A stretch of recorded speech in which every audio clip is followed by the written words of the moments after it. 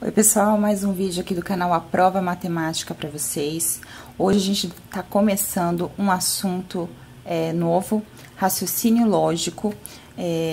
Vou continuar ainda com os demais assuntos, mas vamos começar essa nova playlist, tá? Pretendo fazer uma playlist exclusiva para raciocínio lógico, que é uma matéria que a gente sabe que para quem faz concurso público, é uma matéria que tá pedindo muito nos últimos concursos, inclusive ela já sempre vem, a parte da matéria que vai cair em cada concurso, sempre tá lá, matemática e raciocínio lógico misturado ali, os temas.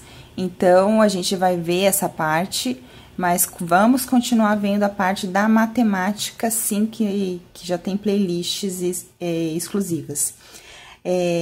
Essa parte aqui do raciocínio lógico que a gente vai começar a ver hoje é uma parte introdutória. É realmente a introdução para vocês começarem a entender como que funciona, inclusive, as questões que caem em concurso. Porque essa parte cai desde nível fundamental, médio e nível superior. Então, realmente é uma matéria que está tendo uma importância muito grande. Temos vários concursos sempre aí de nível médio, nível fundamental, os níveis superiores também exigem. Então, vamos começar aqui pela parte que a gente precisa saber o que é proposição. A proposição, resumidamente, a gente pode falar que a proposição é uma sentença que você vai fazer uma declaração, você vai expressar alguma ideia, um pensamento, e aí ela vai ter um valor ou verdadeiro ou falso. Então, proposição, deixa eu escrever aqui para vocês. Vou entortar aqui um pouquinho, porque senão eu não vou conseguir escrever. Deixa eu ver se eu consigo enquadrar melhor aqui. Proposição, então, é uma sentença. Ela é declarativa.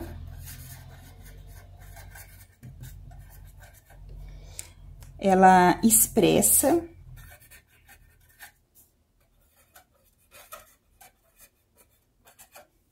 Ela vai expressar um pensamento, uma ideia, né?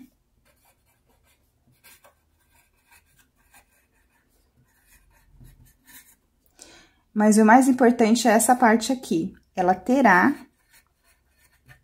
um valor que vai ser verdadeiro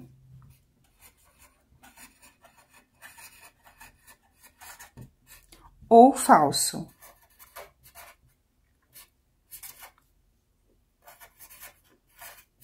Então, essa é a parte mais importante, desculpa, a parte mais importante é essa aqui, verdadeiro ou falso, tá? Então, você tem que pensar que proposição você vai conseguir afirmar se tá verdadeira ou falsa. E aqui, nessa parte, a primeira ideia que vocês precisam ter em mente é que vocês precisam tirar. É por isso que às vezes acontece muito erro em questões relacionadas ao raciocínio lógico, em proposição. Porque vocês têm que tirar do pensamento de vocês o nosso cotidiano. Vocês têm que pensar na sentença em si. Vocês vão entender um pouco mais pra frente o que eu tô falando, mas vocês não podem olhar como uma lógica do nosso mundo real. Vocês têm que olhar como a lógica do que o exercício vai apontar, do que o exercício tá escrevendo. Tem que olhar pro raciocínio lógico. Vamos entender mais pra frente. Continuando aqui. A proposição, nós temos dois princípios importantes. Nós temos aqui o princípio do terceiro excluído e o princípio da não contradição. O que seria isso? O princípio do terceiro excluído, você vai pensar na seguinte situação. A proposição, ela vai ter o valor, como nós vimos anteriormente, que ele vai ser ou vai ser verdadeiro ou vai ser falso. Ele não pode ter um terceiro valor. Então, o terceiro valor, ele vai ser excluído. Então, a proposição vai ter valor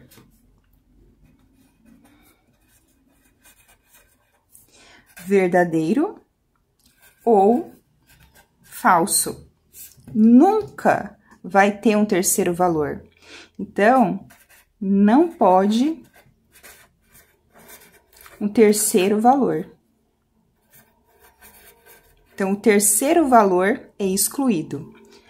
Outro princípio é o princípio da não contradição. O que é a não contradição?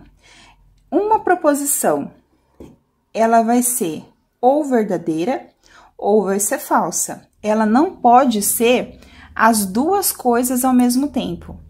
Então, aqui, ela vai ser, será a proposição, né? Será ou o valor verdadeiro ou falso. Ela nunca vai ser os dois ao mesmo tempo. Não terá os dois valores ao mesmo tempo.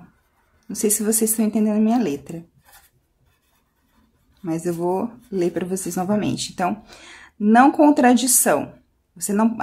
Uma proposição não pode se contradizer. Ou ela é verdadeira ou ela é falsa. Não pode ser as duas situações ao mesmo tempo. Então, o terceiro excluído não pode ter o terceiro valor e a não contradição, ela não pode se contradizer.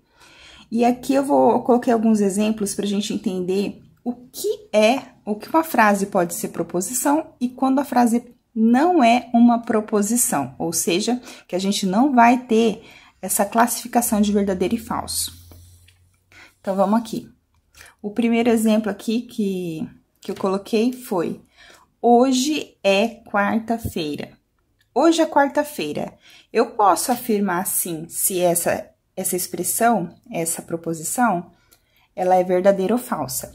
Como eu disse anteriormente, vocês não podem olhar essas frases como o nosso cotidiano. Vocês têm que olhar essas frases como raciocínio lógico, pensando se ela pode ser classificada como verdadeira ou como falsa, dentro da lógica. Não se ela tá verdadeira ou falsa no nosso mundo aqui, no nosso dia a dia. Então, é só para vocês verem se ela tá classificada aqui. Porque eu poderia colocar qualquer coisa que é absurda, que não faria parte do mundo real, mas que eu conseguiria, sim, classificar como verdadeiro e falso. Então, é esse o pensamento.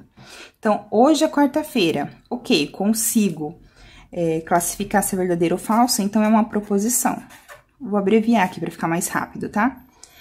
O quadrado possui 4 lados. Consigo afirmar se é verdadeiro ou falso? Sim, pode ser verdadeiro ou pode ser falso. Então, também uma proposição. São Paulo é uma cidade. Eu consigo falar se é falso ou verdadeiro essa afirmação de que São Paulo é uma cidade. Então, é proposição. Aqui já é outra situação. Olhem bem. Que horas são? É uma pergunta. Eu tô perguntando alguma coisa, eu não tô afirmando nada. Eu não tô declarando nada. Então, como eu tô perguntando, eu não tenho certeza. Então, eu não consigo afirmar nada dessa frase. Então, aqui não é proposição. Certo? As de baixo é a mesma coisa, porque tem um ponto de exclamação. Eu tô exclamando um bom dia, bom dia, bom dia. Não consigo afirmar, é somente uma exclamação, não é uma declaração. Então, aqui é a mesma coisa. Não é uma proposição. Continuando aqui, deixa eu pegar a outra folha. Esses outros dois exemplos que eu trouxe aqui é bem interessante, que isso aqui pode confundir. Essa primeira a proposição aqui, 9 mais 9, menor que 18. Eu consigo afirmar se é proposição ou não? Consigo, porque eu estou dizendo que 9 mais 9 é menor que 18. Se você for fazer 9 mais 9, vai ser igual. Mas, como eu disse, vocês têm que olhar aqui a parte lógica, não a parte real do nosso mundo, se de fato, matematicamente, está correto.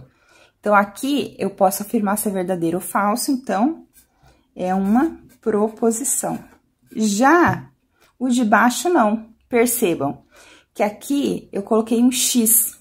X mais 9 é menor que 18. O que eu tô falando aqui? Que esse x é uma incógnita. Eu não sei o número que tá aqui. Eu teria que resolver a expressão. Como eu tô falando que x mais 9 é menor que 18, eu não consigo falar se isso tá verdadeiro ou falso. Então, quando tem essas incógnitas aqui, você pode classificar como não proposição. Qualquer coisa na frase que você não consegue determinar, não vai ser proposição. E aí, continuando, como a gente já conseguiu entender o que é uma proposição, elas são divididas em duas partes. Nós temos a simples, que é uma única sentença, que são esses exemplos que nós vimos agora. Esse aqui de cima, por exemplo, é 1. 9 mais 9 menor que 18 é uma proposição simples, porque eu só vou falar se ela é verdadeira ou falsa.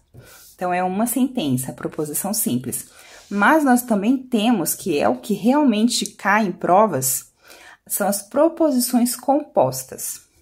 A proposição composta, ela tem duas ou mais sentenças. Normalmente, são mais de duas sentenças. E como que elas são ligadas? Porque elas precisam estar ligadas, você não pode ir escrevendo uma do lado da outra sem nenhum tipo de ligação. Então, elas têm os conectivos.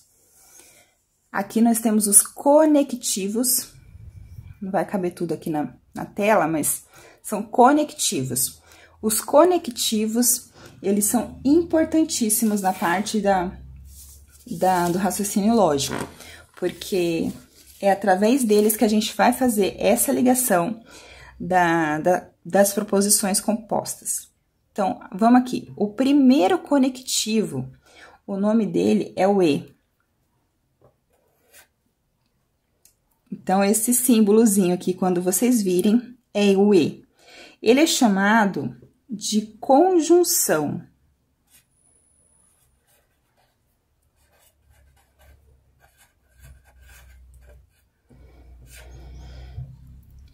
O outro aqui de baixo é o OU.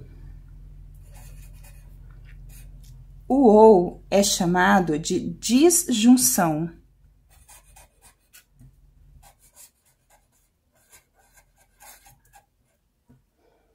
É importante vocês pegarem também o nome aqui, mas o mais importante é vocês também gravarem aqui o que é cada um. Se vocês tiverem um pouco de dificuldade de, a princípio, gravar o nome, só tenta primeiro fazer essa assimilação do símbolo com o que diz, né? Aqui o E e aqui o OU. Essas duas aqui, esses dois conectivos aqui, eles têm o mesmo significado.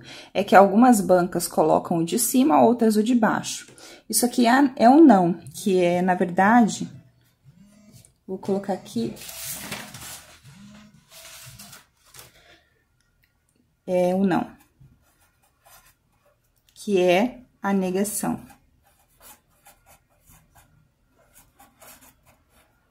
Então, pode ser ou o símbolo de cima ou o símbolo de baixo. Qualquer um dos dois vai ser uma negação. E nós temos também aqui esse de baixo, que esse símbolo aqui, uma seta apontando para o lado direito, é o se então, que ele se chama condicional, é uma condição, se então. Então, sempre vai ser o se. Aí, vai ter a frase, aí vai ter separando uma vírgula, e aí vai ter o então lá no meio. Então, o se, uma frase, o então e continuação de uma frase.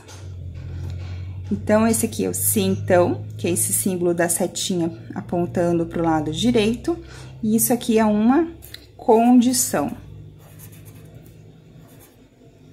Que vocês podem encontrar em exercícios como condicional. Condição. Condição ou condicional, tanto faz. Esse de baixo, o nome dele é bicondicional. E ele significa que essa seta apontando para ambos os lados é o se e somente se. Então, a gente vai sempre identificar, vai ter uma frase. No meio da frase vai estar lá se e somente se. E continua a frase.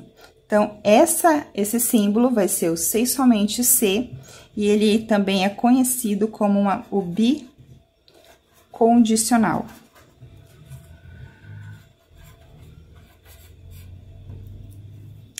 O de baixo, ele começou a aparecer mais em concurso, em prova, nos últimos tempos. Ele não tinha tanto destaque. Os principais, na verdade, que sempre cai é o e, o ou e o se então. Os demais pode cair, mas assim, a tendência maior são desses três, e, ou e se então. Mas repetindo, os outros também caem. Esse aqui chama ou. E ele também é conhecido como disjunção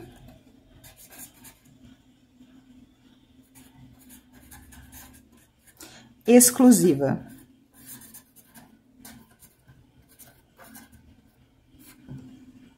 Então, esses aqui são os conectivos, eles que fazem a ligação entre mais de uma proposição. Quando são de duas ou mais proposições, a gente sempre vai utilizar e conseguir enxergar esses conectivos nas proposições.